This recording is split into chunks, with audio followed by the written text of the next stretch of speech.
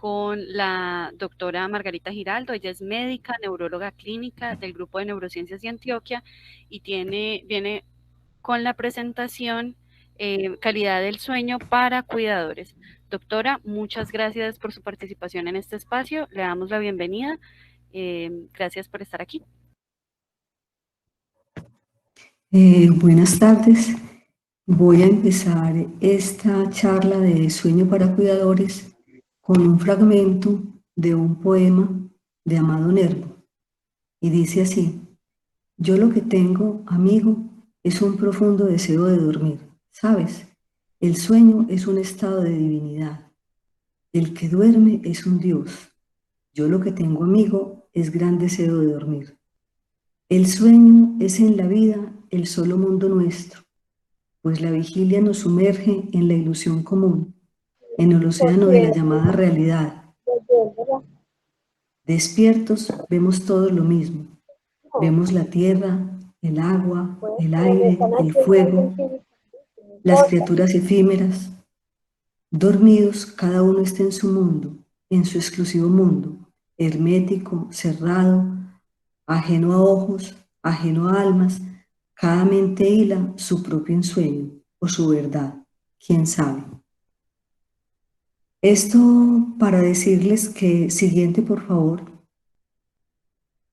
que el sueño es un tema muy fascinante y que ocupa una parte muy importante de la investigación científica en el momento. Es un tema, que no te entiendo. Es un tema que preocupa mucho en la vida de todos los seres humanos, porque hay altas demandas por los trabajos que se hacen, que ya son trabajos diurnos, nocturnos.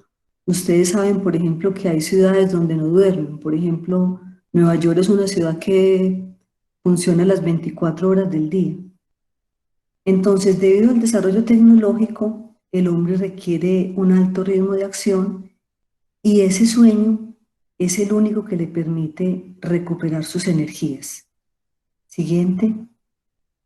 Entonces, antes se creía que el sueño era una etapa de inactividad y hoy se sabe todo lo contrario. Se sabe que durante el sueño suceden cosas muy importantes en el cuerpo y también en la mente, y se considera que es una instancia fundamental para restaurar las funciones corporales, mentales, fisiológicas y bioquímicas. Es una necesidad que tiene que ser satisfecha en calidad y cantidad adecuada para cada persona. Si esa necesidad no se satisface, van a aparecer muchísimos problemas que afectan la calidad de vida de las personas que sufren alteraciones en el sueño. Siguiente, por favor. Entonces, miremos que dentro de las funciones del sueño hay muchas. Por ejemplo, equilibrio hormonal. Durante el sueño se producen muchas hormonas, se consolida la producción de muchos neurotransmisores, se refuerza el sistema inmunitario, o sea, todas aquellas sustancias que hacen que nosotros podamos defendernos de las infecciones, de las enfermedades. También, como estamos dormidos, normalmente hay, digamos, un control sobre el hambre, se facilita la regeneración de los tejidos y una parte muy importante es lo que pasa con la consolidación de la memoria. La consolidación de la memoria es que esa información que nosotros recibimos durante el día quede guardada como en una cajita y quede bien guardada para que posteriormente nosotros podamos evocar esos recuerdos. Cuando hay trastornos del sueño, de una parte del sueño, en el cual se consolida esa memoria, entonces esos problemas de memoria aparecen al día siguiente o a las semanas posteriores a esos trastornos de sueño. Y la salud cardiovascular también es otra cosa que se repara durante el sueño. Por ejemplo, la presión arterial, la frecuencia cardíaca, la frecuencia respiratoria, inclusive la temperatura, cambian notoriamente durante el sueño.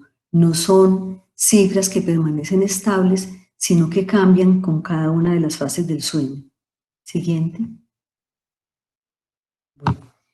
Entonces, ¿por qué es importante dormir? Es importante porque durante el sueño, digamos, el cerebro limpia sus toxinas, es capaz de hacer una restauración física. Yo creo que si nosotros nos encontramos con alguien, le podemos decir, ay, vos tenés cara que como que no dormiste, vos sí dormiste bien, tenés unas ojeras. O sea, es increíble la cantidad de cambios físicos que aparecen y que se evidencian en el rostro y en el cuerpo cuando la persona no duerme. Los ojos son más pequeños, las arrugas se acentúan, la piel se ve más reseca, hay como una sensación de cansancio y todo eso porque los elementos reparadores no se logran dar durante el ciclo del sueño. Lo que les mencionaba ahorita del procesamiento de la información, una cosa muy importante también es la regulación del estado de ánimo, porque durante el sueño esos neurotransmisores que nos ayudan a nosotros a mantener un estado de ánimo, digamos, como amable, que tengamos interés en realizar las cosas, que tengamos ánimo para realizar las diferentes actividades. También el sueño es responsable de eso. Siguiente, por favor. Bueno, ¿cuáles son entonces los factores que influyen en el logro de un sueño reparador? Tiene que ver con muchas cosas. Tiene que ver con el número de horas dormidas, con el tiempo que la persona se demora en conciliar el sueño. Eso es lo que se conoce como periodo de latencia, o sea, el momento en el cual yo llego a la cama y el momento en el cual me quedo dormido. También tiene que ver, obviamente, con el número de veces que la persona se despierta por la noche. Y cuando se despierta por la noche, el tiempo que se demora a volver a conciliar ese sueño.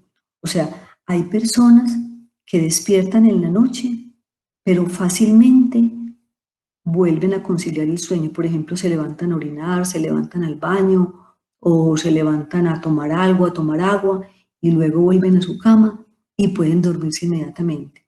Mientras que hay personas que se despiertan y ya no logran volver a dormir. Otra cosa que es absolutamente subjetiva es la sensación de haber amanecido descansado y la sensación de que esas horas de sueño hayan sido suficientes para las personas. O sea, hay personas que a pesar de dormir un número de horas determinado, duermen y al otro día tienen la sensación de que ese sueño no fue reparador. Siguiente. Entonces, en el sueño es importante considerar tres aspectos. Primero, que las fases del sueño varían con el ciclo vital. ¿Eso qué quiere decir? Que un recién nacido o un bebé, un lactante, un niño, un adolescente, un adulto joven y un anciano tienen diferentes necesidades de horas de sueño y que el ciclo del sueño, o sea, las formas como se van desarrollando las etapas, no son las mismas y varían con cada ciclo vital. También durante el sueño hay cierta actividad psíquica, o sea, nosotros a pesar de estar dormido, no nos libramos de la actividad psíquica. Y esa actividad psíquica que está presente es justamente la que puede afectar la relación entre esa percepción de tener un sueño adecuado y el número de horas que se duerme. Y lo otro es que durante el sueño, a pesar de estar dormidos, no tenemos una desconexión absoluta con el entorno, sino que se mantiene un umbral perceptual que hace que frente a un ruido se provoque ese despertar.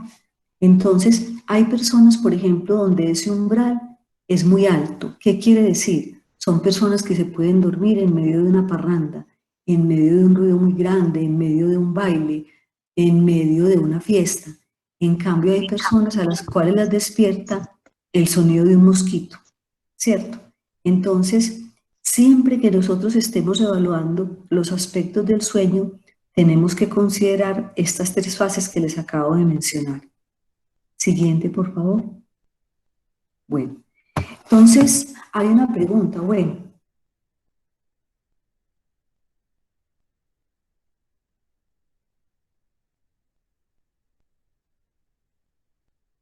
Doctora, se le silenció el micrófono, qué pena.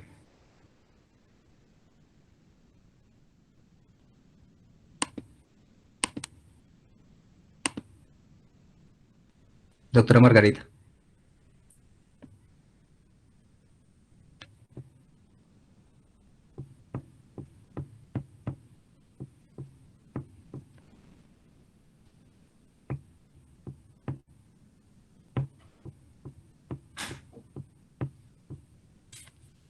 Doctora Margarita, ¿me escucha?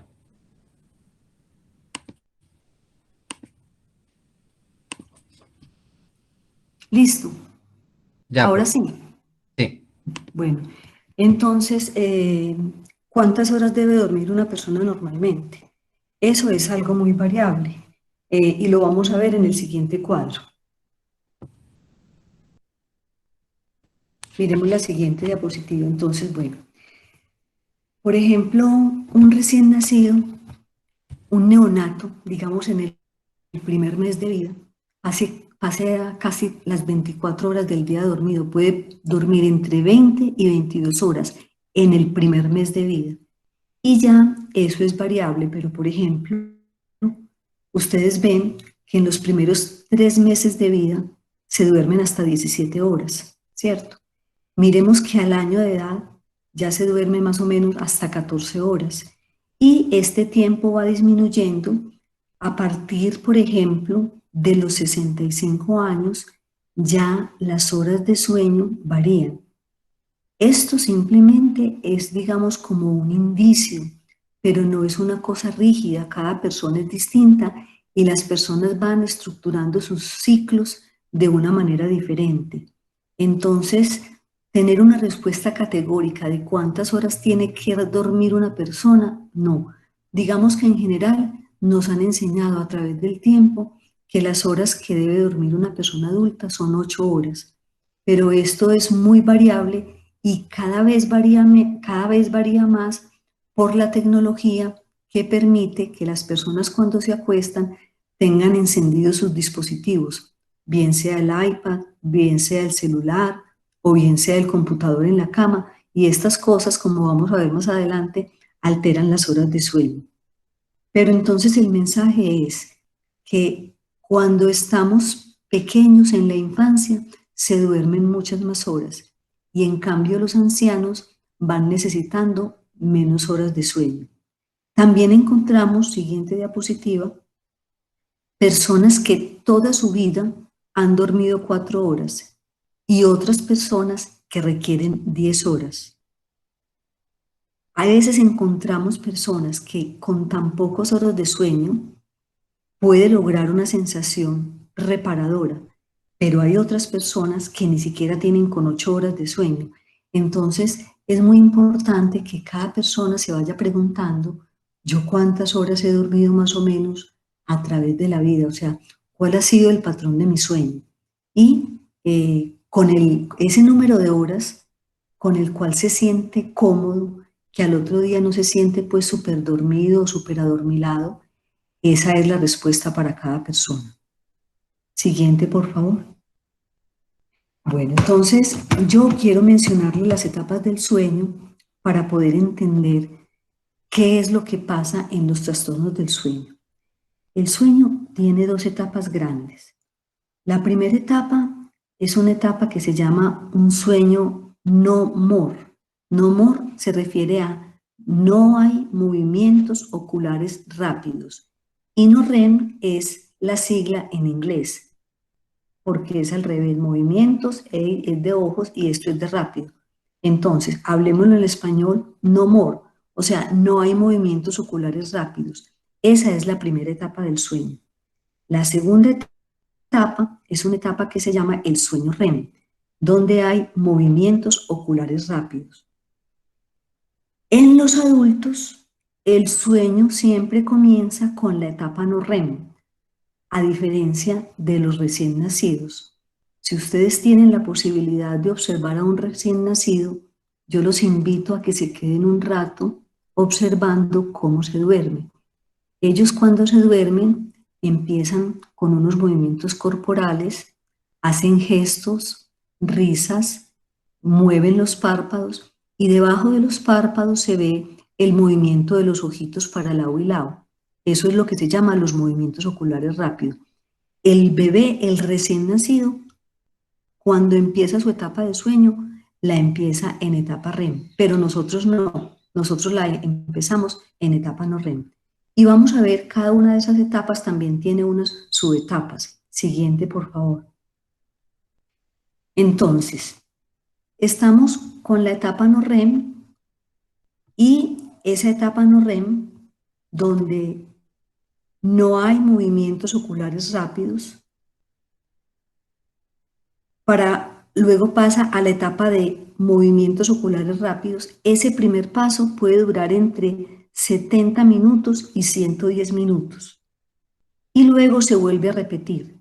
Este ciclo que yo les estoy mostrando aquí se repite entre 4 veces y 6 veces cada noche, o sea, sueño no REM, sueño REM, sueño no REM, sueño REM, y digamos que el segundo sueño REM, ya esa segunda etapa, dura un poquito más, ya se demora entre 90 y 120 minutos, pero esto va ciclando durante la noche.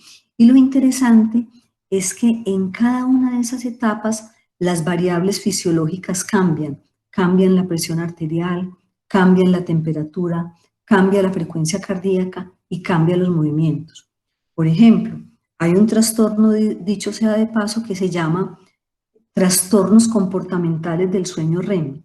¿Qué quiere decir eso? Son las personas que cuando están en esa fase de los movimientos oculares rápidos tienen unos movimientos grotescos, pelean o dan patadas o dan puños o tienen unos sueños vívidos, porque entre otras cosas la mayor parte onírica, o sea, la mayor parte de los sueños que uno tiene, la tiene durante la etapa REM.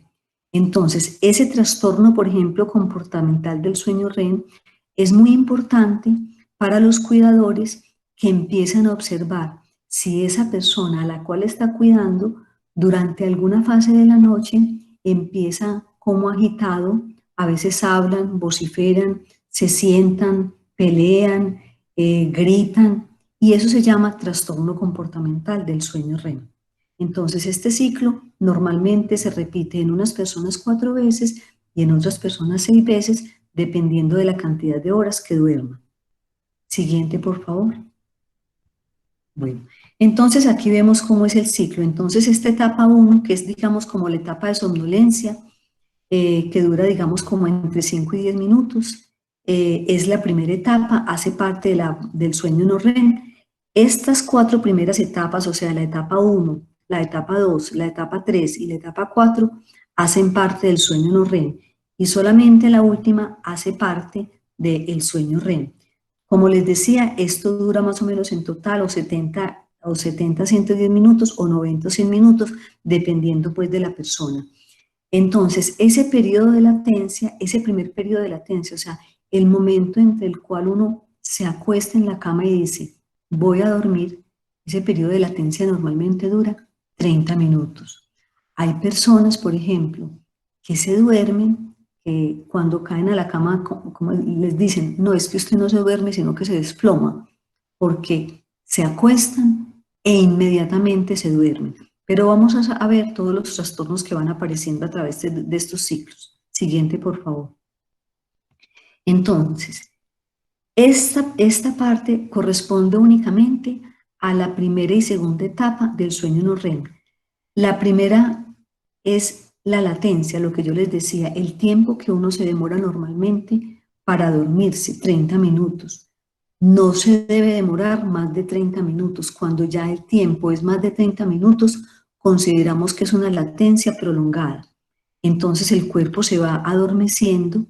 Durante esa primera etapa puede haber ilusiones visuales o auditivas, o sea, puede haber que la sensación de luces o de visión de colores, cosas pues que no están como en la realidad.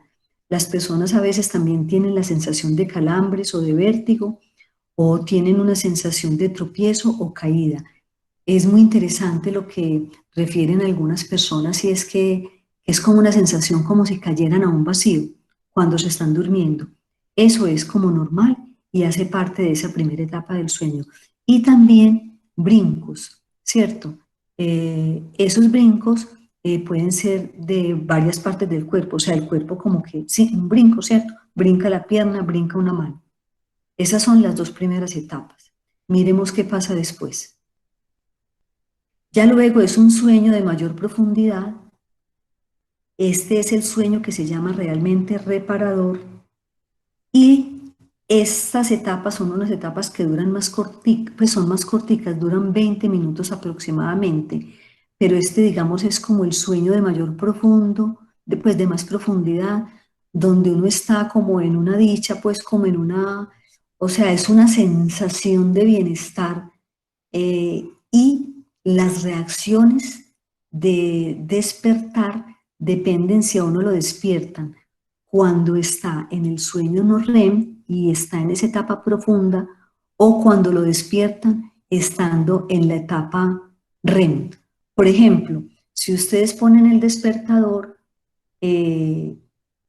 cuando uno tiene un sueño regular, es probable entonces que siempre ese despertador sueñe, digamos, pues coincida, digamos, con la misma etapa. Pero si uno tiene un sueño que es desordenado, si uno tiene un horario de sueño en que cada vez se duerme a una hora distinta, entonces ese despertador puede despertarlo a uno en la etapa profunda, que es más difícil. Y por eso hay personas que dicen, no vi el despertador. ¿Por qué? Porque cuando lo pusieron estaba en esa etapa de sueño que es muy profundo, mientras que hay otras etapas en donde el sueño es mucho más liviano y todo se oye con más facilidad.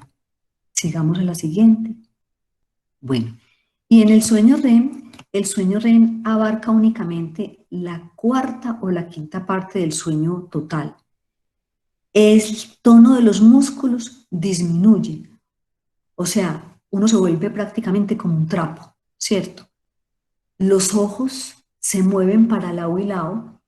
Qué bueno que ustedes empezaran, por ejemplo, a observar ahora este movimiento de los ojos durante su paciente, si tienen la oportunidad pues, de vigilar el sueño y de llegar al sueño REM. O sea, cuando uno ve perfectamente que los ojos se mueven para lado y lado, y no solamente eso, sino que hay movimientos de los músculos de la cara. Y ahí también puede haber una cosa que se llama las mioclonías, que son como unos brinquitos que aparecen en los brazos o en las piernas, pero son de muy corta duración. Y en este sueño REM es donde ocurre el mayor cambio de la presión arterial y de la frecuencia cardíaca. Hay, por ejemplo, informes de personas que la frecuencia cardíaca les baja tanto durante el sueño REM que se vuelven casi, pues, o sea, son frecuencias cardíacas súper bajas. Y la temperatura, casi que como si fueran sapos, o sea, se vuelven heladas, ¿cierto? Son cambios que se han asociado durante esta etapa del sueño. Sigamos. La próxima, bueno. Entonces vamos a hablar entonces de las alteraciones del sueño en el adulto. Las alteraciones del sueño en el adulto se dice que en general se presentan con mayor frecuencia después de los 35 años de edad, pero en los últimos años es muy frecuente que ya desde los 20 años estos problemas del sueño estén presentándose con mayor frecuencia.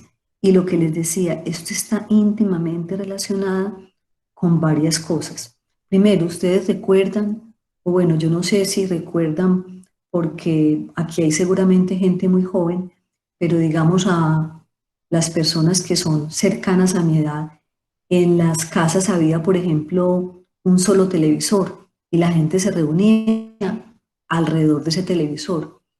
Que en una casa hubiera, que cada persona tuviera un televisor en el cuarto, eso no se veía. Y obviamente los dispositivos, primero entonces vino el computador, cuando el computador era un computador fijo pues era más difícil, pero ahora con los portátiles es absolutamente frecuente que la persona se siente o se acueste y prácticamente intente dormirse, inclusive haciendo una tarea que tiene pendiente en su computador portátil. Y lo del celular, revisar las redes sociales, leer el Twitter, el Facebook, todo lo que es el Instagram, todas las redes sociales, los chats. Entonces, esa luz Y esa actividad es una cosa que ha alterado la dinámica y el ciclo de sueño normal que antes se tenía. Entonces, en este momento, digamos que los ciclos del sueño van cambiando como con la era digital. Y por eso los problemas de sueño se presentan ahora más frecuentemente en personas que antes no se presentaban, en personas más jóvenes. Siguiente, por favor. Bueno, entonces vamos a hablar, digamos, del insomnio.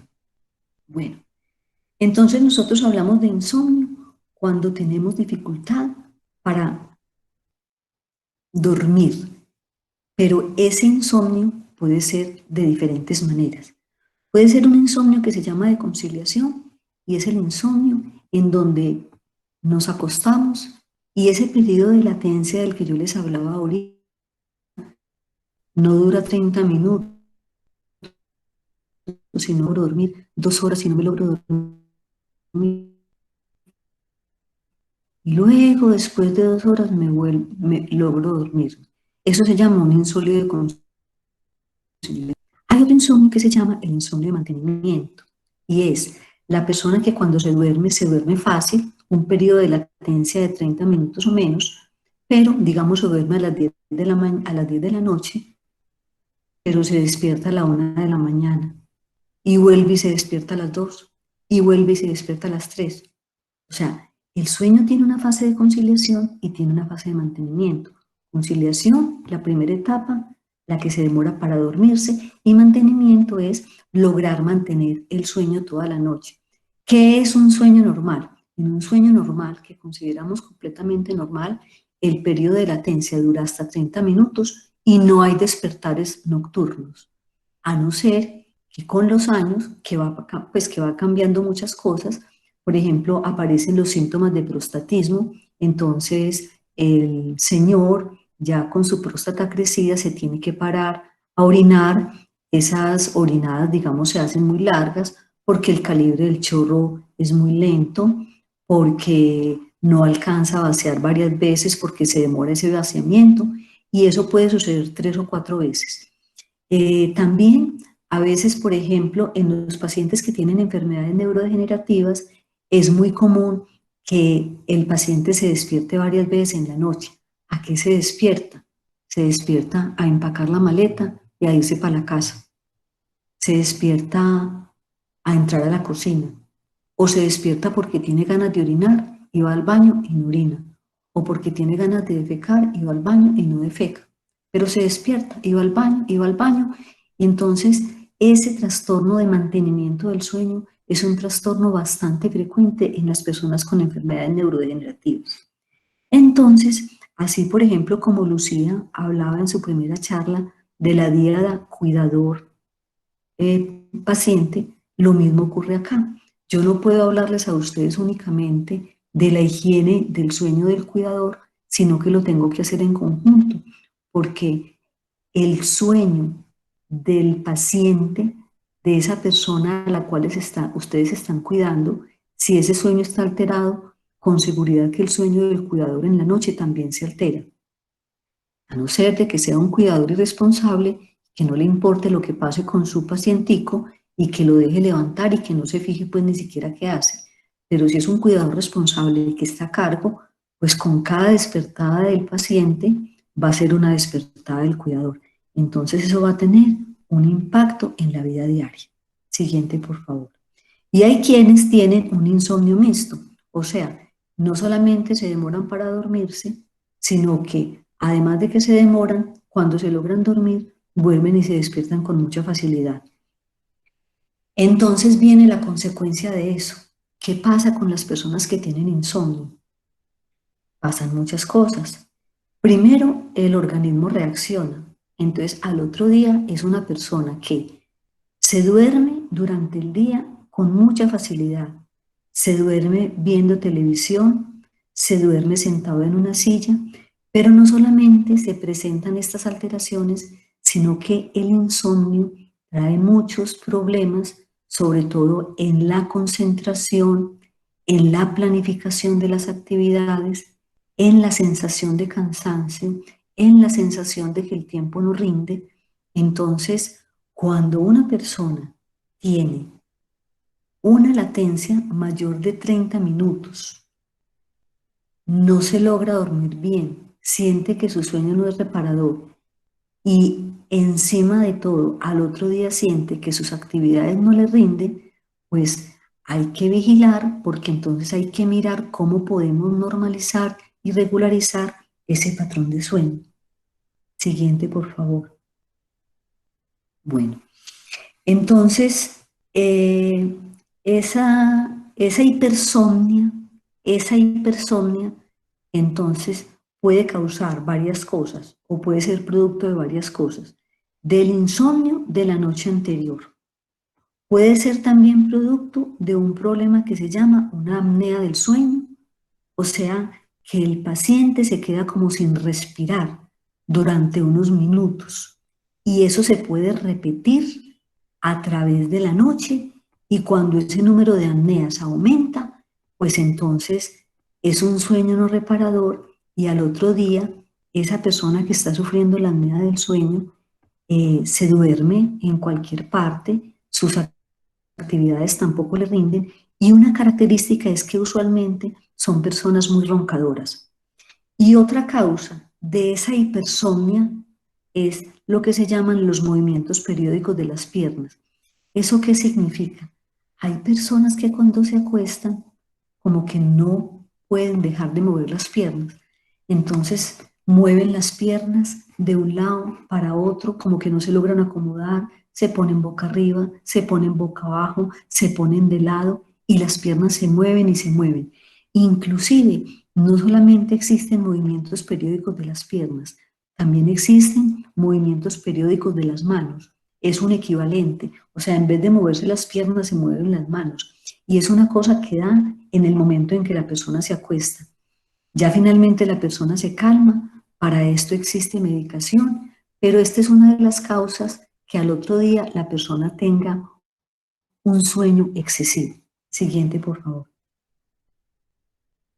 Bueno, entonces, ¿cuáles son las causas más comunes que afectan el sueño? Entonces, malos hábitos antes y durante el sueño, pasar gran parte del día en el dormitorio, horarios irregulares para acostarse y levantarse, rutinas como comer, fumar o hacer ejercicios intensos previos antes de acostarse, el ruido, el exceso de iluminación en el dormitorio, una temperatura ambiental elevada o una incomodidad de la ropa de la cama. Bueno, entonces, que la sábana es de algodón, que una sábana de seda, que la sábana está arrugada o la característica del colchón. Hay personas que no soportan un colchón blando, hay personas que no soportan un colchón duro. Y con respecto a la iluminación, quiero decirles lo siguiente. En los ancianos es preferible que haya muchas veces un tris de iluminación, porque ese tris de iluminación que hay en el cuarto les ayuda a ellos a controlar lo que se llama el síndrome del ocaso o el síndrome crepuscular, que son periodos de confusión que aparecen con la caída del sol cuando se va oscureciendo. Entonces a veces poner, digamos, una lucecita tenue es una cosa buena para los ancianos. Algunos no lo toleran, eso siempre hay que individualizarlo, pero es un detalle pues interesante a tener en cuenta por los cuidadores. Entonces vamos a ver cuáles son esos hábitos antes y durante el sueño. Siguiente, por favor. Bueno, los horarios irregulares. Entonces aquí puse a la izquierda Netflix. ¿Por qué? Porque con esas series de Netflix, esto es un relato que lo vimos en las consultas, esas series de cárceles, de narcos, que son 8 y 9 series, y empiezan a ver una serie a las 10 de la noche y son las 4 de la mañana y no quieren parar. Entonces, obviamente, el horario se hace muy irregular. Siempre entonces hay una hora distinta en la que la persona se dispone a dormir. Pasar el día en el dormitorio, entonces es estudiar en el dormitorio, estudiar en la cama sobre todo, hacer todas esas actividades en la cama. Comer y fumar. Fumar es una cosa que antes del sueño altera y comer y tomar líquido especialmente el líquido para las personas que sufren reflujo gastroesofágico. ¿Eso qué es? Es una falta de tono del esfínter esofágico, entonces parte del líquido que uno toma se devuelve y uno lo siente como atorado en la garganta. Entonces, cuando las personas tienen reflujo gastroesofágico, se les recomienda que su última ingesta de líquidos sea 2 horas antes de ir a la cama y que levante, por favor, la cabecera como en un par de ladrillos para que la persona quede inclinada. Cuando la persona se acuesta muy llena o cuando toma líquido, eso es una cosa que dificulta el sueño. Yo no sé si ustedes han visto una propaganda en televisión, creo que es como de un antiácido, donde presentan un señor con una carne que es como media res ahí en el plato, llena de pimentón, de cebolla, y eso lo hace supuestamente antes de dormir. O sea, eso es lo más inadecuado, ese es el peor mensaje, eso no se hace, eso no se consume antes de dormir porque esas son comidas muy pesadas. Dicen que el estómago no sabe qué hora es. Pues sí, les cuento que el estómago sí sabe qué hora es y que las enzimas que se producen en el estómago son unas las que se producen por la mañana, son otras las que se producen por la tarde y son otras las que se producen por la noche. Entonces, por eso es el dicho de el desayuno como un rey y la comida como un mendigo. Bueno, y el ejercicio físico intenso también altera y el consumo de licor. Mucha gente dice, no, es que yo me tengo que tomar un brandicito para poderme dormir. Ojo con eso. Hoy se tiene que tomar un brandy, pasado mañana se tiene que tomar 2, la próxima semana se tiene que tomar 3. Entonces, incentivar el consumo de licor para poder dormir es una conducta muy inadecuada. Siguiente, por favor. Bueno, entonces, cuando hay un insomnio, se forma un círculo vicioso de los factores causantes, ¿cierto? Entonces, el cuerpo sufre, ¿cierto? Porque en el cuerpo se empiezan a manifestar todos esos productos del insomnio, la sensación de cansancio, la sensación de fatiga, de que no puedo hacer las cosas con la misma energía que antes. La activación emocional es esa dificultad precisamente como para organizar esas respuestas emocionales, entonces la persona se vuelve más irritable, ya no consiente como que le hablen, se vuelve muy frágil ante las críticas o ante el mínimo comentario. Hay también una ansiedad que se manifiesta como en un desasosiego, como en una sensación de disconfort, y hay un control de los estímulos que es muy inadecuado. Y por supuesto, entonces esa activación cognitiva se va a ver muy alterada porque acuérdense de lo que les mencioné de la consolidación de la memoria en el sueño REM. O sea que si hay un insomnio, realmente la falta de sueño es algo que altera la calidad de vida de todas las actividades. Siguiente. Entonces, causas importantes del insomnio. Bueno, resulta que hay insomnios primarios, o sea, insomnios primarios son, hay personas, inclusive niños, y las mamás los refieren desde chiquiticos, no, es que este niño no concilia el sueño. Yo les decía ahorita que los niños duermen, los recién nacidos, duermen 22 a 24 horas. Ellos tienen un ciclo que se llama un ciclo ultradiano. ¿Eso qué quiere decir? Quiere decir que ese ciclo es independiente de la luz del sol, es independiente del día o de la noche. Pero entre el cuarto y el sexto mes de vida empiezan a configurarse los ciclos circadianos, o sea, donde la luz sí afecta. Pero hay personas, por ejemplo, eso se ve mucho realmente en los niños que son hiperactivos, que tienen patrones de sueño que son muy disruptivos desde el principio, o sea, son niños que tardan mucho tiempo en dormir. Me refiero que estos trastornos del sueño primario, a veces acompañan a las personas desde muy temprana edad, pero esos no son la mayoría, esos son la minoría. La mayoría de los trastornos de insomnio son insomnios secundarios. ¿A qué? A una depresión, ¿cierto? Este trastorno del sueño, pues cuando viene del lado primario, a un perdón, aquí me equivoqué, no es trastorno de sueño, no trastorno de ansiedad, a un estrés crónico y el síndrome del cuidador quemado, que ya se ha hablado ampliamente, o sea, los cuidadores que no duermen, los cuidadores que tienen alterado su ciclo de sueño. Una de las primeras cosas que hay que revisar es qué me está pasando y por qué no logro dormir.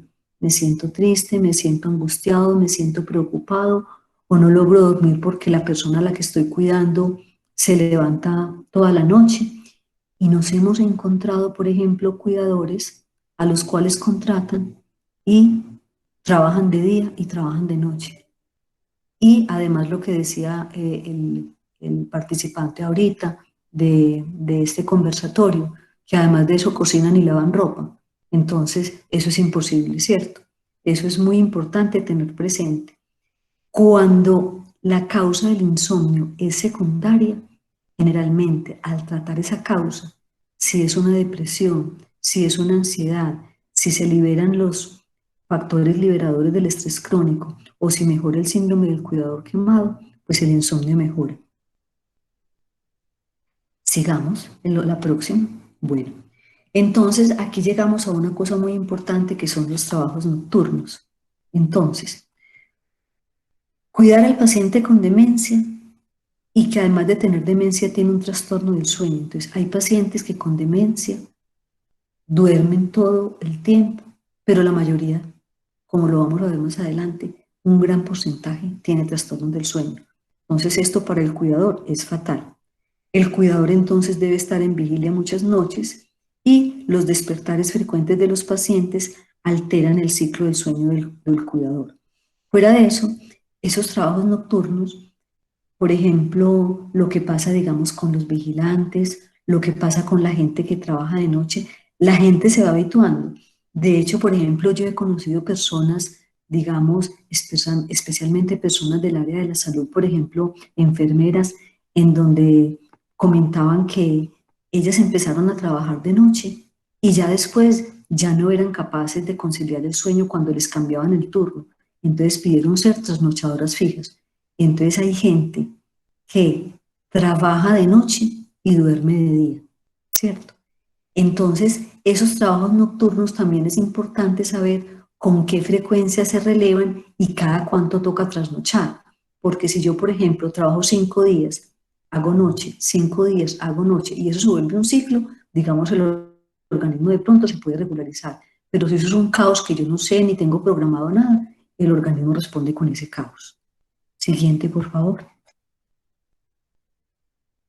Bueno, entonces vamos a mirar todas las cosas que pueden aparecer. Por ejemplo, entonces durante la noche, el ronquido. ¿El ronquido es normal? Sí, el ronquido es normal siempre y cuando no parezca un camión varado. Así, con esa definición tan simple, ¿cierto? Un ronquido suave se puede presentar durante varias fases del sueño, muy común al principio, pero no una cosa que le haga a uno poner unos tapones en los oídos o que le haga a uno voltear la almohada para taparse los oídos al compañero, porque definitivamente no deja roncar. Las apneas, lo que les decía, observar si la persona se queda como sin respiración o que la persona siente que despierta con asfixia, o si se está moviendo, o si se está despertando mucho, o si suda, o si le dio la orinadera, o si el sueño es muy agitado, o si realmente no duerme, o si tiene reflujo gastroesofágico, que a veces inclusive el reflujo es tan fuerte donde la persona prácticamente emite como una bocanada de esos líquidos. Y durante el día, pues entonces observar la somnolencia diurna, el sueño no reparador, el cansancio, la fatiga, dolores de cabeza, la irritabilidad, la depresión, la dificultad en la concentración, la pérdida de la memoria y la disminución de la libido. Hasta la energía sexual se ve afectada por esta alteración del sueño. Siguiente, por favor. Bueno, entonces miremos qué es lo que pasa con la apnea obstructiva del sueño, que es muy importante. En el lado izquierdo ustedes ven la anatomía normal y hay, digamos, como un paso del aire y ese paso del aire debe ser un paso por un conducto que es lo suficientemente amplio. Pero cuando hay una obstrucción, cuando por ejemplo la vía aérea está como bloqueada por crecimiento, por ejemplo, de los cornetes, porque hay pólipos, porque el cuello es muy cortico, porque la úvula es demasiado grande, entonces, porque la persona es muy obesa, entonces se presenta el fenómeno de apnea del sueño. ¿Y eso qué quiere decir? Que la vía aérea queda completamente bloqueada. Esta apnea obstructiva del sueño es mucho más frecuente de lo que se piensa. Y cuando se hace un examen que se llama la polisomnografía, que es para mirar cuántas apneas hace la persona, entonces es muy importante porque ahí se identifica si la persona requiere un tratamiento y el tratamiento es el siguiente. Vamos a mirar. Bueno, sigamos la próxima. Este es el tratamiento. Lo que ustedes ven al lado izquierdo es un aparatico que se llama CPAP, ¿cierto? Es un aparato que le pasa presión positiva a la vía aérea. Ustedes ven que tiene una manguera y que tiene una mascarita. La persona todas las noches se coloca esta mascarita y el aparatico se calibra, por ejemplo, con una presión para saber más o menos a las cuántos minutos se debe empezar a dormir la persona y cuánta presión necesita. Estos estudios los hacen en los estudios de la clínica de sueño. Generalmente los hacen los neumólogos o los hacen los neurólogos expertos en sueño. La calidad de sueño de una persona que sufre apnea del sueño con un CPAP, ustedes no se alcanzan a imaginar la calidad, cómo mejora la calidad de sueño. Además, tener, por ejemplo, una apnea del sueño es un riesgo grande para las enfermedades cardiovasculares. ¿Por qué? Porque ese ronquido, cuando la persona está dormida y ronca, ese sonido es un sonido que se transmite a la pared arterial y va afectando la musculatura de la pared arterial y va a facilitar todos los fenómenos de ateromatosis y por ende de hipertensión arterial. Entonces, poner un aparato de estos, mandar a hacer un estudio de sueño es una cosa muy importante cuando la persona es muy roncadora o cuando la persona se queda ahí como si estuviera muerta. También es una cosa interesante y es que hay personas, a pesar de que no son, por ejemplo, muy roncadoras, les hacen este examen y resulta que aunque no hacen muchas apneas, sí se desaturan mucho durante el sueño. ¿Qué quiere decir la desaturación? O sea, la saturación es, digamos, como la cantidad de oxígeno que está disponible pues en la sangre, una buena disposición de oxígeno para la sangre. Si esa saturación, por ejemplo, baja de 90 y baja por debajo de 90, gran parte del tiempo, quiere decir que durante la noche ese cerebro está sometido a una hipoxia sostenida y que eso puede afectar también más adelante las funciones cognitivas. Entonces, no solamente con ese estudio se mira la apnea del sueño, sino que se mide el grado de saturación que tiene la persona durante el sueño. Siguiente, por favor. Entonces, para el tratamiento, lo primero entonces es crear una conciencia en relación con las alteraciones del sueño para poderlas manejar en forma oportuna y adecuada. Prevenir desde edades tempranas con educación los problemas que potencialmente puedan presentar los adultos para poder aportar a la calidad de vida de la población. Las personas, todas las personas, y en especial los cuidadores, deben evaluar su calidad de sueño, la calidad de sueño del paciente que están cuidando, y si ésta no cumple con la calidad y cantidad, se recomienda consultar de forma rápida, bien sea para el mismo o bien sea para el paciente. Mencionar, es que mi paciente yo observo que ronca demasiado, es que mi paciente yo observo que se despierta demasiado, es que yo lo siento como ahogado por la noche. Entonces, todas estas cosas son muy importantes para poder observar durante ese ciclo de sueño. Siguiente, por favor. Bueno, pensar entonces en un plan de intervención de los problemas del sueño es necesario partir de la base que la persona tome conciencia. A cada persona se le debe realizar su propio plan terapéutico.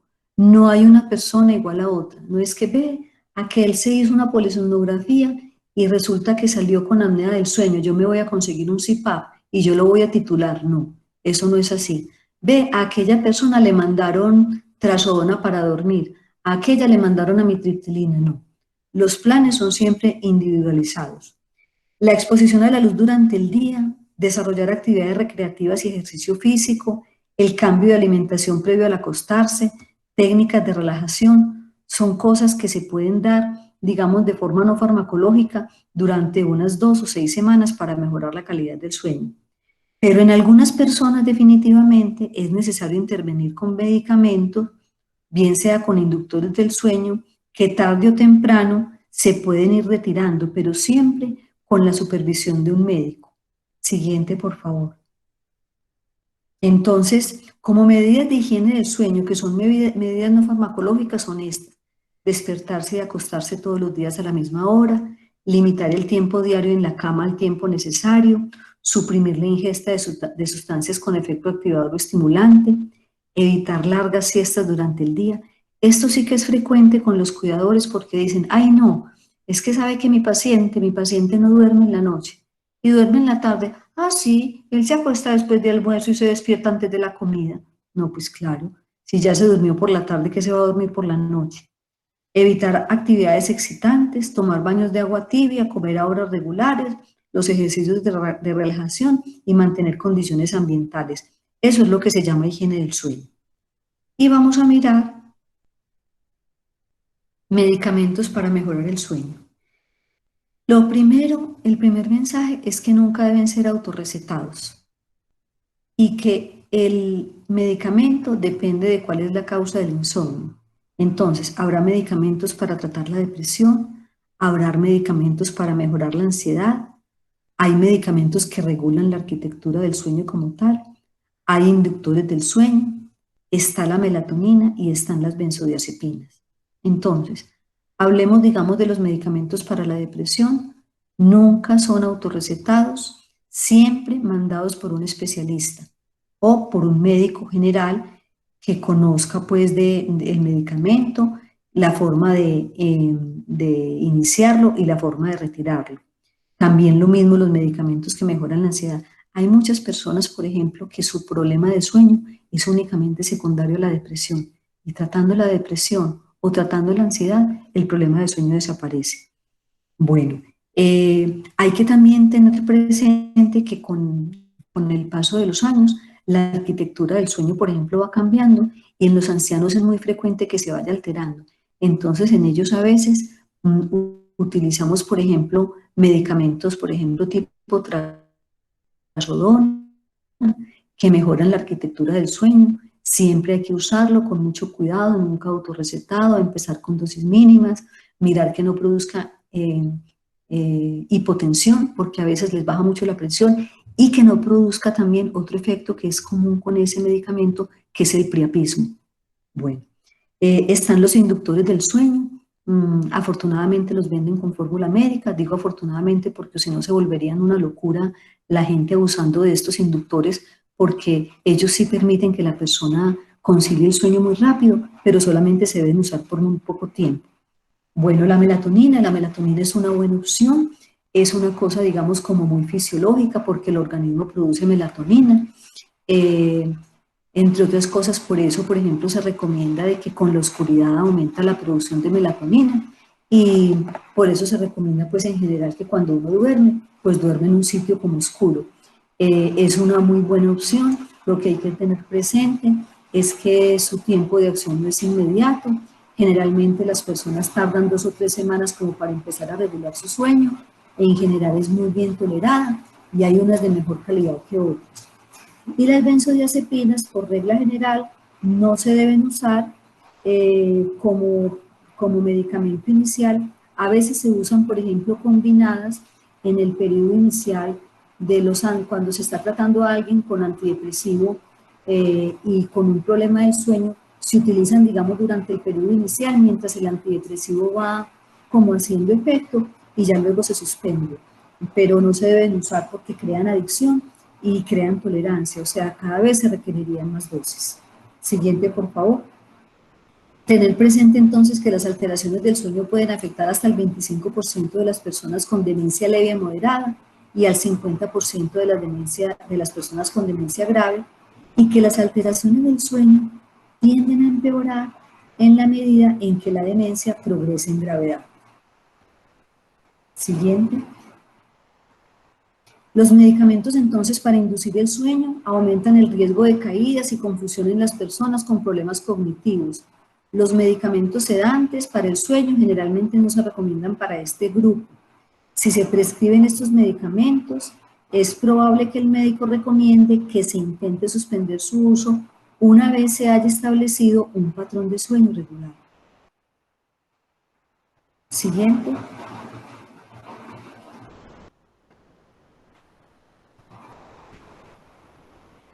Siguiente, por favor.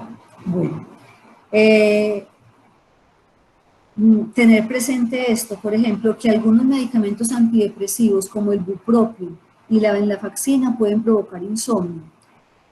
Dentro de los pacientes con demencia que toman medicamentos, por ejemplo, como el donepezilo es un medicamento que puede mejorar los síntomas cognitivos y de comportamiento, pero a veces también causa insomnio.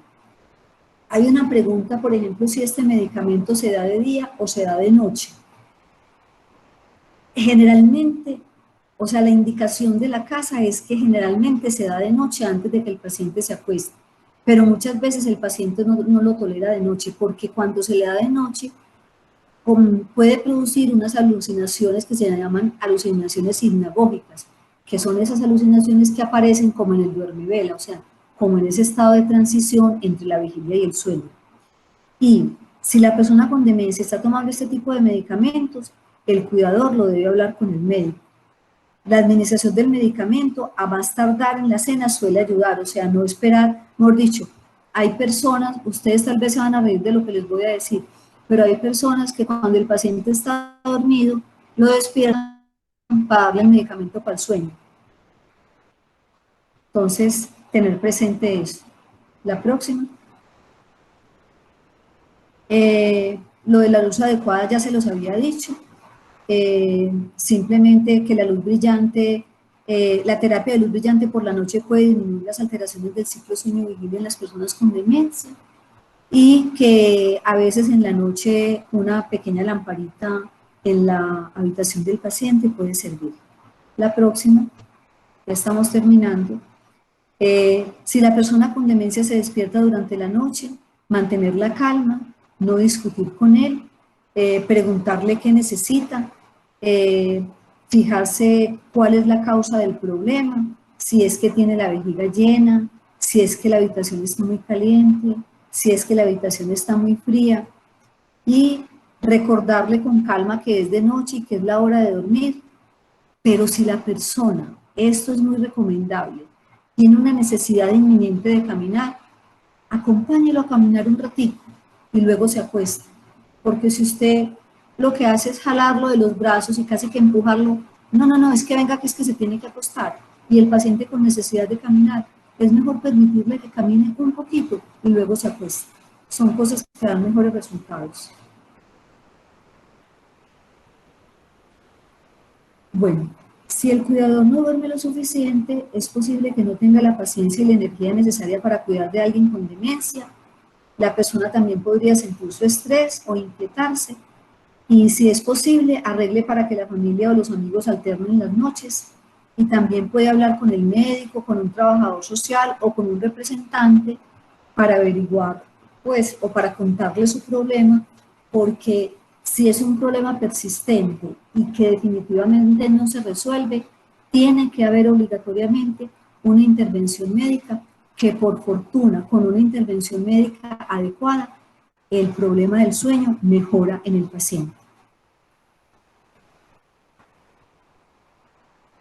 Eso era lo que yo les tenía. Si tienen preguntas, ojalá que sí. Profe, hay varias, perdón, hay varias que usted ya respondió durante la charla. Hay una pregunta. Sí, espérate un momentito. Sí, dale. Sí. Hay una pregunta que en la actualidad, con los estilos de vida y su modo al confinamiento. Espérate que está cayendo un aguacero que me impide oír. Tranquila, profe. Un momentito, yo me paso. Tranquila, profe. Sí. Dale. Que en la actualidad los estilos de vida y sumado al confinamiento, muchos adolescentes y jóvenes tienen unos hábitos de sueño poco saludables. ¿Qué opiniones y recomendaciones tiene al respecto? Sí, el confinamiento, y yo creo que los estudios van a salir después porque en este momento ya se están haciendo como muchas encuestas en línea sobre la calidad de sueño en este periodo de pandemia.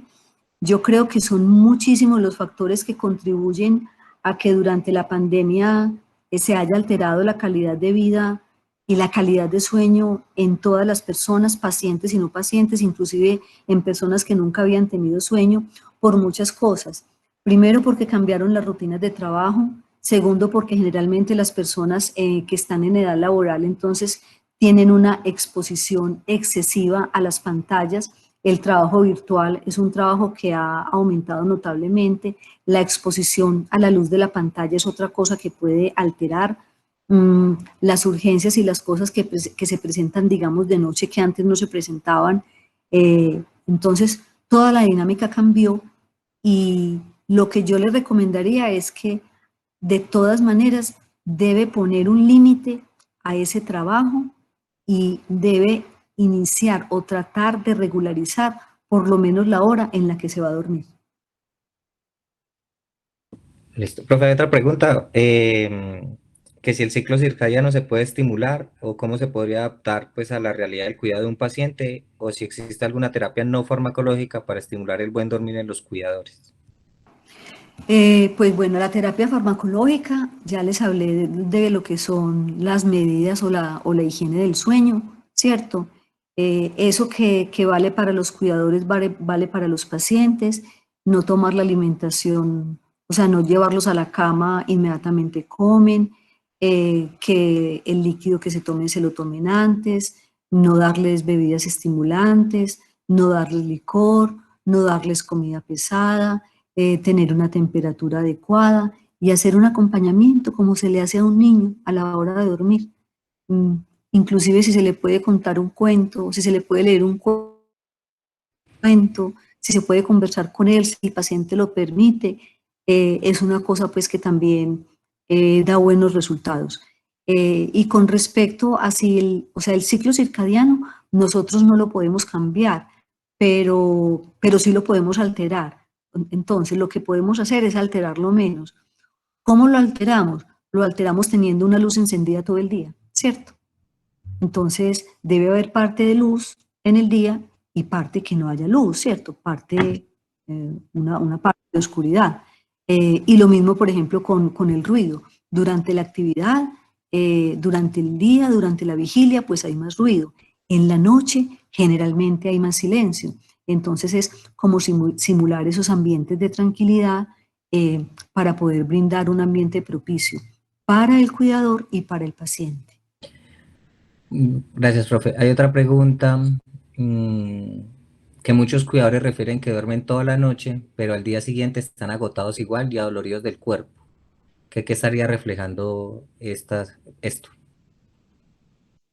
Sí, entonces es la calidad del sueño.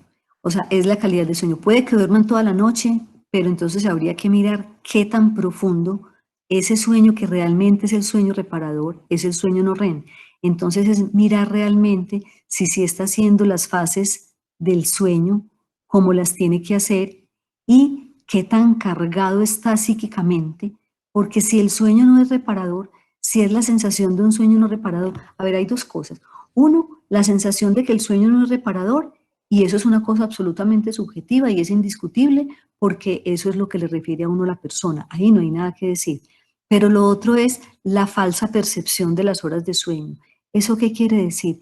Que hay personas que dicen que no duermen. No, es que él no duerme nada. Y uno ve y está penqueado toda la noche. Toda la noche duerme y dice que no duerme. Pero lo otro sí existe y generalmente cuando ese sueño no reparador habla de una sobrecarga psíquica generalmente. Gracias, profe. Profe, hay otra pregunta. Pues han hecho una pregunta de la melatonina, pues yo creo que usted la respondió. Y hacen otra pregunta de las benzodiazepinas, que qué efecto tienen en el sistema nervioso. Y preguntan también, sumado a eso, que muchos médicos recomiendan la sopiclona y que cómo se recomienda tomar el horario adecuado. Bueno, entonces las benzodiazepinas pues son relajantes, no se deben utilizar en estos pacientes. Como les digo, por ejemplo, algunas veces se utilizan, especialmente en combinación y durante un corto periodo de tiempo, no más allá de 3 o 4 semanas, mientras el antidepresivo hace su acción. Otra cosa es que el paciente ya, digamos, necesite pues un ansiolítico, ya que sea un paciente psiquiátrico y que el psiquiatra considere que necesita la benzodiazepina, pero lo que se ha visto generalmente es que esas benzodiazepinas tienden a utilizarse por muy poco tiempo, porque es que son muy engañosas. ¿En qué sentido? En que sirven mucho al principio, pero con el tiempo dejan de servir y el paciente necesita cada vez más dosis. Y lo otro, lo de los inductores del sueño, pues realmente son muy efectivos, pero pasa lo mismo. A largo plazo van perdiendo su poder, entonces la persona necesita más y más dosis y van perdiendo como su eficiencia. O sea, esa dosis que les producía como la posibilidad de dormir y de dormir plácidamente de una forma rápida, o sea, de inducir el sueño, ya se van demorando cada vez más. Entonces, se utilizan por corto periodo. Siempre estas cosas se acompañan de medidas no farmacológicas. Lo que pasa es que, digamos, a veces la gente se resiste al tratamiento antidepresivo o al tratamiento ansiolítico o no quiere tomar lo que se llaman drogas psiquiátricas porque hay un estigma, pero yo quisiera decirles que bienvenidas sean esas drogas que mejoran mucho la calidad de vida, bien usadas son maravillosas, pueden realmente retornar ese paciente que tiene tanta alteración en su dinámica cotidiana, pues pueden retornarlo como a la normalidad o a que mejore pues mucho su calidad de vida. Pero todas esas drogas se usan, las benzodiazepinas son de fórmula de control, los inductores del sueño son de fórmula de control, la amitriptilina y la trazodona no son fórmula de control, se consiguen libremente, ojalá no la autorreceten, siempre tómenla bajo la dirección de un médico. Hay una pregunta también con medicamentos, que hasta qué hora es considerado pues, como pertinente darle los medicamentos a pacientes inquietos en la noche sin que les produzca somnolencia en el día. Bueno, eso es muy variable dependiendo de los medicamentos, pero pues en general se dice que antes de las 8 de la noche, por ahí hasta las 8 de la noche, 8 de la noche. Pero eso es variable porque hay pacientes que no se duermen a esa hora o que se duermen, por ejemplo, a las 10, entonces déselo, digamos, una horita antes de dormir. Pero después de las 10 de la noche no se recomienda. Listo. Esperen que no, se me perdieron más preguntas. A ver. Aquí al final hago un comentario que tiene un paciente que ronca mucho y que se está viendo ella afectada como cuidadora para dormir y que a veces le toca dormir en la sala, pero que él sufre, pues el paciente sufre mucho por eso y siente y le ocasiona culpa. Que cómo le puede explicar al paciente o cómo podría ser ella. ¿Qué edad tiene el paciente? 56 años, creo. No, si el paciente si ronca mucho y ronca tanto que ella se tiene que ir, hay que mirar que no vaya a tener una apnea del sueño. Profe, ¿y estos pacientes con demencia, ellos, o sea, toleran el CPAP o el BiPAP?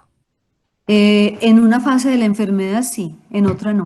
Realmente el CPAP, digamos que la adherencia general, digamos en la población general, la adherencia al CPAP es aproximadamente un 70%. Hay personas que no lo toleran. Unos dicen que por el ruido, pero por fortuna los CPAP que están viniendo ahora, los de nueva generación, son absolutamente silenciosos y lo mismo la máscara. Inclusive ahorita vienen como unas especies de alitas nasales que son una cosa pues muy mínima, que no es esa máscara grande que abarca pues como todo el rostro. Entonces, pues puede ser eso. Pero lo otro también es mirar, por ejemplo, cuál es la posición en la que ronca el paciente. Generalmente los ronquidos son peores en decúbito supino. Recuerden que supinar es mirar al sol y mejoran en decúbito lateral. ¿Puedo hacer una pregunta? Sí, Claro. claro. ¿Puedo hacer una pregunta? Sí, señora. claro. Bueno, un paciente con Parkinson tiene una alteración del sueño, REM, Sí, pueden tener alteraciones del sueño REM. Sí. y en ese caso, ¿qué hay que hacer? Porque tengo el caso. En ese, pues hay que revisar la medicación. Los trastornos del sueño REM a veces son propios, digamos, como de la enfermedad, ¿cierto? Entonces hay que mirar, pues, qué medicación tiene, ¿Qué cómo está. alteración exactamente presenta? Eso lo que o sea, la alteración del sueño REM es eso, son esos movimientos que se presentan en los pacientes, son esos movimientos bruscos en donde parecen tener como sueños vívidos o se sientan en la cama, se incorporan o dan golpes o patean. Eso es una Dan alteración. golpes, dan golpes y ¿Ah? patea, Dan golpes. da golpes y Sí, patea, sí. sí, Y ahí sí. que, o sea, lo que le enviaron fue melatonina, por lo pronto, y él toma melatonina y rasagilina, Mm, ¿Y hace cuánto le enviaron la melatonina? como a principios de este año, antes de la pandemia. Y no ha mejorado. Poco, muy poco. No, pues habría que intentar con otra medicación. Pues sin ver al paciente yo no puedo formular, pero Sí, muy difícil. habría que intentar con otra medicación, por ejemplo, como un regulador de la arquitectura del sueño o algo. Ya. Gracias, doctora. Ujú. Listo, profe. Y la última porque ya son las 5. ¿Qué incidencia hay con la venlafaxina y quetiapina para poder dormir? O, pues sí, como de estos dos medicamentos, si se pueden utilizar para dormir, supongo que la pregunta en los pacientes. A ver, la venlafaxina no es un tratamiento para dormir. La venlafaxina es un tratamiento antidepresivo y ansiolítico, tiene un efecto dual. Es más, inclusive en muchos pacientes lo que puede producir es insomnio, paradójicamente puede producir insomnio. En otros no, pero puede producirlo, ¿cierto? Entonces no se recomienda para, pues como para dormir. Y la No, quetiapina, yo creo que es bueno aclarar que no es un medicamento para dormir, doctora. no. Ahora hablamos un poquito de la La- quetiapina. Sí, no, la quetiapina, pues la quetiapina no es un medicamento para dormir, es un medicamento antipsicótico, es un medicamento también que puede ser usado como estabilizador del ánimo. Eh, en los pacientes con enfermedades neurodegenerativas funciona muy bien para mejorar el sueño, pero a dosis muy bajitas. Digamos que a una dosis que para lo que se usa normalmente, que es para los trastornos psiquiátricos, uno diría que son dosis subterapéuticas. O sea, estamos hablando de dosis, viene de pastillas de 25, 50 miligramos, 100 miligramos, 200, pero uno generalmente empieza con media pastillita de 25 miligramos o 25 miligramos y muy probablemente el paciente se controle con esa dosis, aunque hay pacientes a los que no les sirve, pero en general se puede usar. Listo, profe. Yo creo que ya con eso podemos terminar. Ángela, ya. Muchísimas gracias, doctora Margarita. Bueno, con mucho gusto. Doctora Margarita, muchas gracias por su presentación y por aclarar todas las dudas que los participantes de nuestro taller han tenido. Bueno, Em, con mucho gusto. Espero que haya sido clara la presentación. sí, doctora, fue muy clara y de hecho en el chat algunas personas decían que no habían escuchado nunca una conferencia sobre este tema y sobre la importancia que tiene el sueño en el bienestar tanto de los pacientes como de los cuidadores. Ujú. Bueno, Ya con la conferencia de la doctora Margarita Giraldo terminamos la jornada del día de hoy. Recuerden que este es un taller que el Grupo de Neurociencias de Antioquia ha organizado con 2 sesiones. Hoy terminamos la primera sesión. Dentro de 8 días, sábado 1 de agosto, tendremos la segunda sesión con la presentación de la doctora Claudia Ramos, psiquiatra, y la psicóloga Claudia Madrigal, con el tema de salud mental para cuidadores, y la presentación de la doctora María Elena Ramírez, psicóloga especialista en terapia de familia, acerca de estrategias de comunicación para cuidadores. Será a la misma hora, empezaremos a la 1:50 de la tarde. Por este mismo enlace, igual les enviaremos invitación para recordarles la asistencia. Les dejé en el chat el link de la encuesta de satisfacción, que es importante para que dejen sus correos para compartirles la grabación del día de hoy y la invitación para próximos eventos que tendremos en el futuro. Muchas gracias por Ángela, su atención. ¿puedo hacer una pregunta, por favor? Claro. Accedí al link que diste para llenar el formulario y me lleva a varios formularios y me vota y me dice que en estos formularios puedo acceder al que yo quiera, en fin, no es muy claro ese link. ¿Podría aclararme? Les cuento. Les volví a poner en el chat, tanto el doctor David Fernando Aguillón como yo, les volvimos a poner el enlace para que vuelvan a ingresar y ya les va a llevar a la encuesta de opinión y donde pueden dejar el correo para enviarles la grabación, ¿listo? Había como un pequeño problema en la configuración de la encuesta, cuando me lo dijo, lo fui a revisar, lo solucionamos y ya está de nuevo habilitado, ¿listo? Entonces vuelvan a intentarlo en ese que le acabamos de poner ahí en el chat. Bueno, muchas gracias. Bueno, que esté muy bien. Bueno, Muchas gracias a ustedes. muchas gracias por la asistencia. Muchas gracias en general a todos. Esperamos verlos dentro de 8 días. Muchas gracias.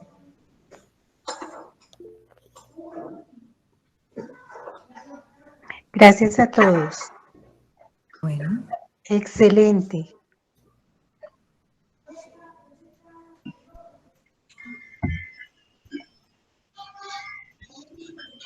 listo.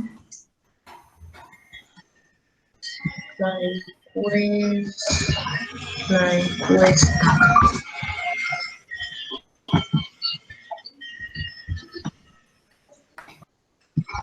Número telefónico de contacto 301 7.